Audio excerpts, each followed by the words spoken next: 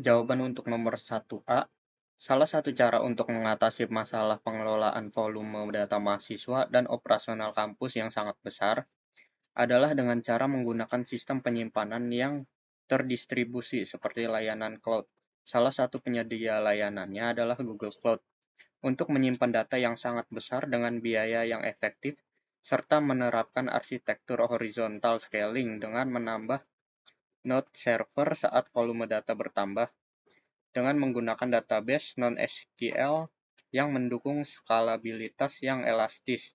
Contohnya MongoDB, dan juga membangun pusat penyimpanan data mentah dalam format yang beragam.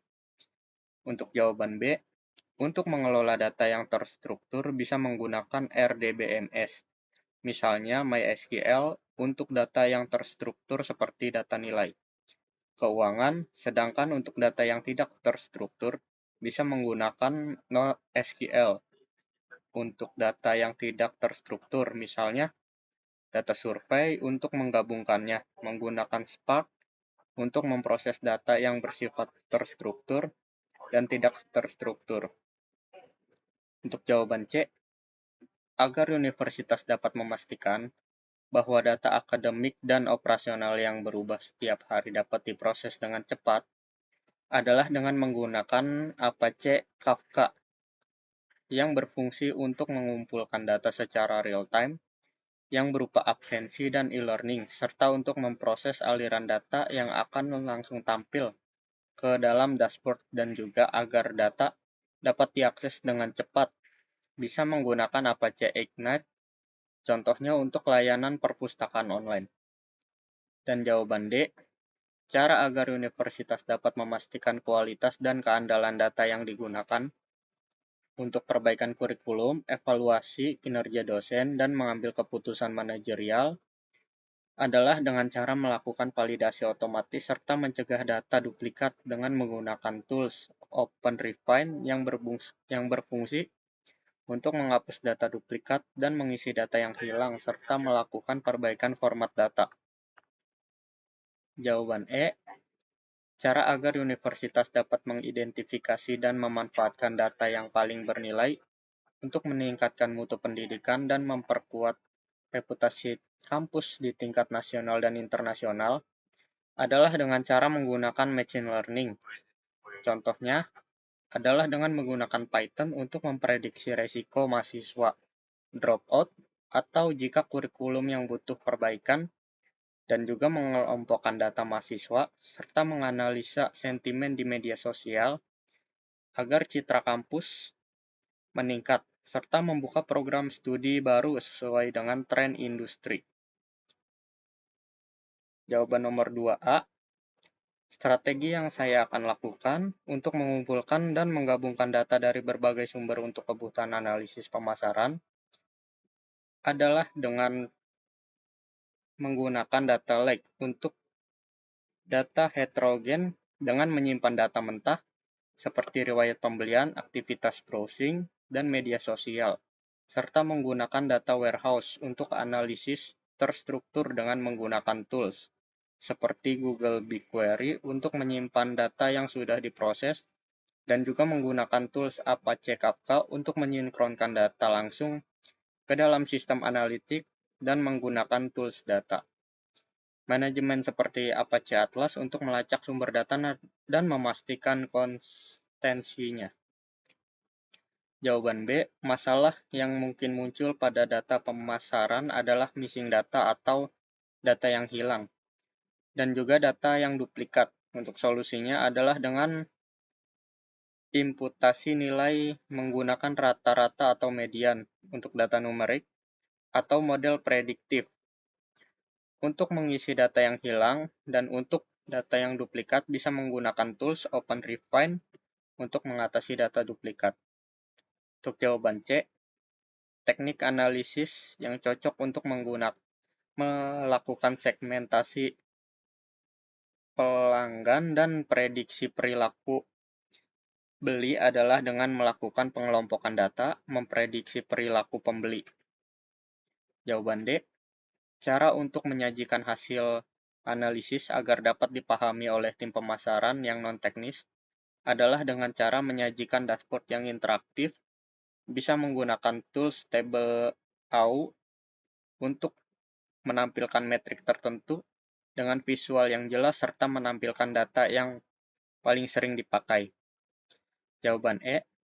Contoh strategi pemasaran berbasis hasil analisis yang bisa diambil oleh Gaia salah satunya adalah dengan menggunakan retargeting ads untuk menargetkan pengguna yang meninggalkan keranjang atau abandoned cart dengan iklan di platform media sosial. Jawaban nomor 3A. Grafik yang menunjukkan hubungan antara harga produk dan jumlah pembelian. Menunjukkan grafik scatter plot ini untuk menunjukkan hubungan antara harga produk dan jumlah pembelian. Di dalam grafik tersebut tidak ada hubungan yang jelas antara harga dan jumlah pembelian karena produk dengan harga rendah dan tinggi dapat memiliki pembelian yang tinggi atau rendah dan kategori pakaian cenderung memiliki jumlah pembelian yang tinggi pada harga terendah. Untuk jawaban B, nilai yang berkorelasi mendekati 0 dan p-value sangat tinggi, lebih dari 0,05, artinya tidak ada korelasi signifikan antara harga produk dan jumlah pembelian. Dengan begitu, harga bukanlah faktor yang utama untuk mempengaruhi jumlah pembelian yang ada di dalam data. Jawaban C. Prediksi mengenai tren penjualan produk untuk minggu depan, apa saja faktor yang harus dipertimbangkan dalam membuat prediksi ini adalah berdasarkan data yang ada, dapat diprediksi bahwa produk dengan kategori pakaian cenderung terjual lebih banyak pada harga yang lebih murah, dan juga produk yang dengan ulasan yang tinggi dan juga rating yang tinggi memiliki jumlah pembelian yang juga tinggi. Dan jam yang paling ramai adalah jam 10.30 sampai 16.30 yang menunjukkan jika puncak aktivitasnya pada jam kerja siang. Faktor yang mempengaruhi prediksi adalah harga produk, rating produk dan ulasan, kategori produk, dan waktu pembelian. Jawaban D. Graph database dapat membantu perusahaan dalam menggabungkan pelanggan dengan produk yang mereka beli, serta produk yang sering dibeli bersama-sama. Adalah dengan cara menemukan produk yang sering dibeli bersama-sama secara cepat dan juga rekomendasi berbasis jaringan. Misalkan pelanggan yang membeli produk A juga akan membeli produk B. Jawaban E. Database konvensional seperti SQL mungkin kesulitan dalam menganalisis hubungan antar data yang kompleks karena database konvensional kurang efisien untuk data yang besar dengan banyak join, dan juga sulit untuk navigasi relasi tingkat lanjut, serta tidak ideal untuk analisis berbasis relasi mendalam seperti graph database. Jawaban untuk 4A.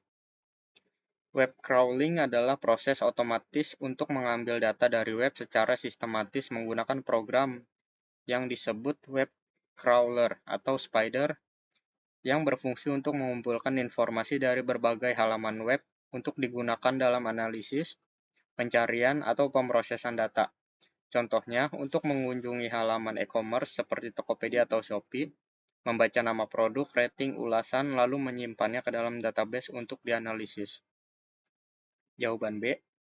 Proses pengumpulan data menggunakan PySpark dapat dilakukan pada situs web besar. Dengan banyak halaman, prosesnya adalah dengan cara setiap worker node mengambil bagian URL, melakukan crawling, parsing, dan menyimpan hasilnya secara paralel. Kendala dari proses ini adalah server yang membatasi permintaan yang terlalu sering. Hal ini dapat diatasi dengan menggunakan delay atau adaptive rate limiting. Dan juga ada kendala lain, seperti server yang memerlukan autentikasi. Jawaban C. Mengelola data yang terstruktur dan tidak terstruktur saat melakukan crawling di situs yang menyediakan ulasan produk dalam format teks dan gambar adalah dengan menggunakan teknik parsing HTML. Jika data terstruktur menggunakan Beautiful Soup, LXML, atau XPath. Lalu simpan data ke data frame atau database seperti PostgreSQL. Sedangkan untuk data yang tidak terstruktur bisa menggunakan komentar teks. Prosesnya menggunakan NLP pipeline. Jawaban D. Memastikan bahwa data yang diambil memiliki kualitas yang baik dan relevan untuk analisis lebih lanjut adalah dengan cara data cleaning yang berfungsi untuk normalisasi data, deduplikasi yang berfungsi untuk menghilangkan duplikasi data, validasi konten yang memastikan data dalam bentuk yang sesuai, filtering dan relevansi yang berfungsi untuk memfilter data. Jawaban E. Langkah-langkah yang perlu diambil untuk menjaga keamanan dan privasi pengguna yang dikumpulkan selama proses crawling adalah memastikan crawling sesuai dengan hukum privasi dan kebijakan situs. Kemudian, jika data pengguna dikumpulkan, pastikan anonimasi dilakukan, seperti menghapus atau masking nama pengguna. Dan gunakan user agent yang jelas, misalkan data crawler bot,